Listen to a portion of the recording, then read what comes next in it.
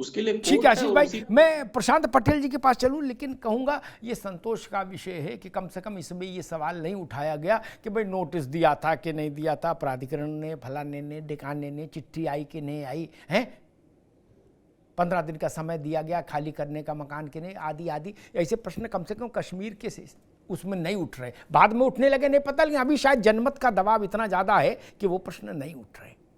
कुछ तो सस्ता लो, सब बढ़िया लो, इसमें क्या खास बात है? थोड़े में ज्यादा स्वाद, यही तो है इसकी खास बात। प्योर मसाला, MDH की देगी मिर्च, देगी मिर्च का तड़का, अंग अंग फड़का। MDH की देगी मिर्च। देश भर से पाकिस्तान के किसी भी वीजा पर आए हुए पाकिस्तानी नागरिकों को देश छोड़ना होगा तत्काल प्रभाव से।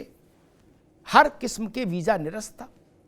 इसका सरल भाषा में अर्थ ये, प्रशांत जी आपके पास आ रहा हूं, कि जो आज गृहमंत्री ने सारे मुख्यमंत्रियों से 1 to 1 किया है कि पाकिस्तानी नागरिक भारत में स्वीकार्य नहीं, किसी भी स्थिति में, किसी भी परिस्थिति में। प्रशांत जी, क्या इसको माने काउंटडाउन शुरू हो गया? ओटी की तैयारी हो रही है ऑपरेशन की। ओटी में जैसे तैयारी होती है ना कि भाई औजार भी उबाल लो और इस एनेस्थीसिया वाले को बुला लो, रुई भी ले आओ, पट्टी भी ले आओ, कैंची भी रखो, सारे डॉक्टर इकट्ठे करो, बोले ऑपरेशन होना है क्या? फिर बड़े सर्जन आएंगे, सो शुरू कर देंगे, बाहर लाल लाइट जला देंगे। तो ओटी की तैयारी तो होती है, जो डॉक्टर्स है जानते हैं।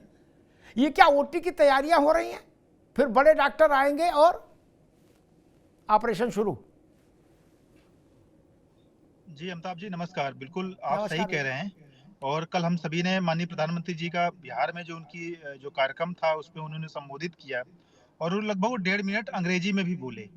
तो संबोधन विश्व के लिए था, बाकी नेताओं के लिए था, भारत के बाहर के लोगों का था कि भारत सरकार क्या सोच रही है, क्या करने वाली है। और प्रधानमंत्री जी ने स्पष्ट कह दिया। प्रधानमंत्री जी कई बार कई चीजें इशारों पे भी कहते हैं और अगर उनको शब्दों को हम डिकोड करें, आप लोग वरिष्ठ पत्रकार हैं, चीजों को समझते हैं, डिकोड कर सकते हैं, तो उन्होंने सब कुछ कह दिया है।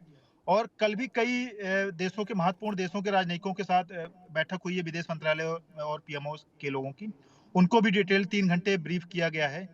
और आज भी कई देशों के नेताओं से बात हुई है। आज जो फ्रांस के जो राष्ट्रपति हैं उनका भी हिंदी में ट्वीट है, ये भी एक महत्वपूर्ण बात कहता है कि उन्होंने भी एड्रेस किया कि भारत सरकार जो भी कदम उठाएगी हम उनके साथ हैं। इजराइल ने, अमेरिका ने, लगभग सभी महत्वपूर्ण देशों ने बिल्कुल भारत के को छूट दे दी है। और आज हमको इस चीज समझना पड़ेगा कि 2025 का भारत है, 1999 का 71 वाला भारत नहीं है, जब हमारी स्थितियां थोड़ी सी अपेक्षाकृत कमजोर होती थी, कई देशों का सैंक्शन का भी दबाव रहता था। आज जो है भारत की स्थिति ऐसी नहीं कि कोई देश किसी की हैसियत नहीं कि यहाँ पर कोई सैंक्शन लगा सके। हम लोग संप्रभु राज हैं, अपना निर्णय लेने में स्वतंत्र हैं, किसी देश के दबाव में झुकने वाले नहीं हैं। और पाकिस्तान की आर्थिक स्थिति कैसी कि आज वहीं के अखबार ने, ट्रिब्यून ने खबर छापी है पाकिस्तान के, कि पाकिस्तान में 2 करोड़ लोग ऐसे हैं जिनको 2 वक्त की रोटी नहीं नसीब होती है। तो वहां का अखबार भी वहां की सरकार को क्रिटिसाइज कर रहा है कि आपके लोगों को खाने के लिए नहीं है, आटा नहीं है, रोटी नहीं है, और आप लोग भारत में लड़ाई की बात कर रहे हैं। तो प्रधानमंत्री जी ने और सरकार ने सब चीजें स्पष्ट कर दी हैं। सारे जो है मुख्यमंत्रियों से बात करके कि जो भी इस तरीके से घुसपैठी है या पाकिस्तानी लोग वैध अवैध वीजा लेकर के जो बैठे हुए हैं उनको भी निकाला जाए। और इस एयरफोर्स भी अपनी तैयारी कर रहा है, उसके लिए युद्धाभ्यास वगैरह भी करना होता है, वो भी सारी चीजें हो रही हैं। तो अब मैं ऑफिशियल तौर पे तो नहीं कुछ कह सकता हूँ, मुझे उसकी जानकारी नहीं है कि सेना क्या करने वाली, लेकिन जो जो चीजें हम लोग देख रहे हैं मीडिया के माध्यम से, आपके माध्यम से, उसके माध्यम से ये तो सब चीजें दिख रही हैं कि अब कुछ बड़ा होगा। और एक महत्वपूर्ण बात, कल पाकिस्तान ने शिमला समझौता रद्द कर दिया है। तो जो एलओसी का जो कॉन्सेप्ट था शिमला समझौते से आया था। एलओसी मतलब लाइन ऑफ कंट्रोल की, जिसका जहां तक कब्जा था वहीं तक रहेगा। तो अब यानी कि एलओसी भी आज की डेट में नहीं है। कल से जब पाकिस्तान ने रद्द कर दी, तब कोई भी देश कहीं पर भी आगे भी बढ़ सकता है, पीछे भी हो सकता है। तब उसका भी शिमला समझौते का भी हमारे ऊपर कोई दबाव नहीं है। और भारत ने नहीं रद्द किया, पाकिस्तान ने रद्द किया है, तो हमारे ऊपर भी कोई ब्लेम नहीं आएगा। तिवारी साहब, आप भारत के एयर वाइस मार्शल रहे हैं, बहुत बड़े पद पर रहे हैं, और डिफेंस के सारे उसको इन आउट्स को आप हम सब लोगों से बहुत बेहतर समझते हैं। 2-3 विषय उठते हैं।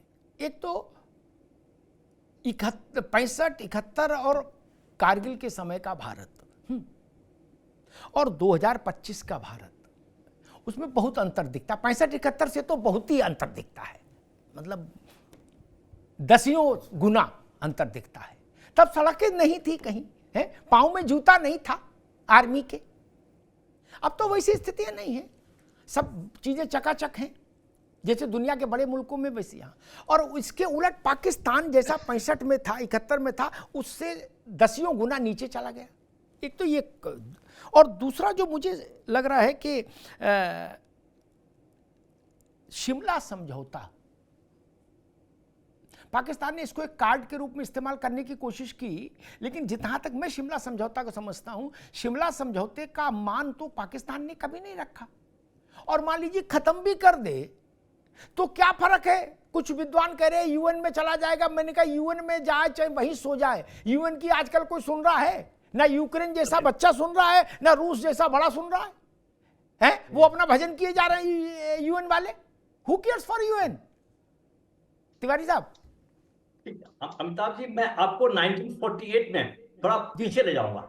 1948 में जब पाकिस्तान की फोर्स ने उन्होंने कबीलियों को श्रीनगर कब्जा करने के लिए भेजा, तो वहां के राजा ने थोड़ा डिले कर दिया था। उस समय भी हमारी फौज जब पहुंच गई थी, काफी आगे बढ़ रही थी। दैट वाज जो बिल्कुल सही समय था जब हम पाकिस्तान ऑक्युपाइड कश्मीर बचते नहीं, हम आगे तक पहुंच जाए। वो गवर्नमेंट ने किस विजडम में डिसीजन लिया था कि हमें सीज फायर कर दिया, हम वहीं तक रुक गए। एक पहली बड़ी गलती वही थी, हम पूरा कश्मीर हमारे कब्जे में आ गया होता, बिकॉज उस समय बंटवारा ही हुआ था। उन्होंने ये एडवेंचर लेने की कोशिश की थी जबकि मजबूत नहीं थे। 1962 में हुआ कि अमेरिका चाहता था कि भारत का झुकाव अमेरिका की तरफ हो, लेकिन अगर नहीं हुआ तो अमेरिका ने पाकिस्तान को बहुत ज्यादा हेल्प करनी शुरू की और उसके बाद पैटर्न टैंक दिए, साइबर एयरक्राफ्ट दिया। तो 65 में पाकिस्तान के जनरलों को एक गलतफहमी हो गई कि हम पैटर्न टैंक से चलाएंगे और ब्रेकफास्ट हम दिल्ली में खाएंगे। ये स्टेटमेंट बहुत फेमस हुआ था उस टाइम में। तो जब ये आगे बढ़ने चले तो हमारे पास खाली नेट एयरक्राफ्ट थे, तो नेट के पायलटों ने साइबर जेट को धूल चटा दी और पैटर्न टैंक सब वहीं रह गए। तो 65 की वॉर थोड़ी टफ थी। हम नहीं कहेंगे कि भाई भारत ने पूरा डोमिनेट किया था, लेकिन जहां ओवर कॉन्फिडेंस जितना उनका था, हमारे मशीन, हमारे man behind the machine that mattered, and 65 में भी हम आगे बढ़े। ठीक है सर। 71 तो it was one sided affair totally. 71 was totally one sided affair, and plus वो 99,000 लोगों को वहां सरेंडर करके चले गए। इतनी हिम्मत भी नहीं थी कि भाई जब तक हमारे पास गोली है तब तक लड़ेंगे। उनकी जान की परवाह करके हाथ खड़े कर दिए। अब ऐसी अनप्रोफेशनल जो पाकिस्तान की आर्मी थी, फौज थी, उसको क्या तरीका करना है? वो लड़ तो सकती नहीं।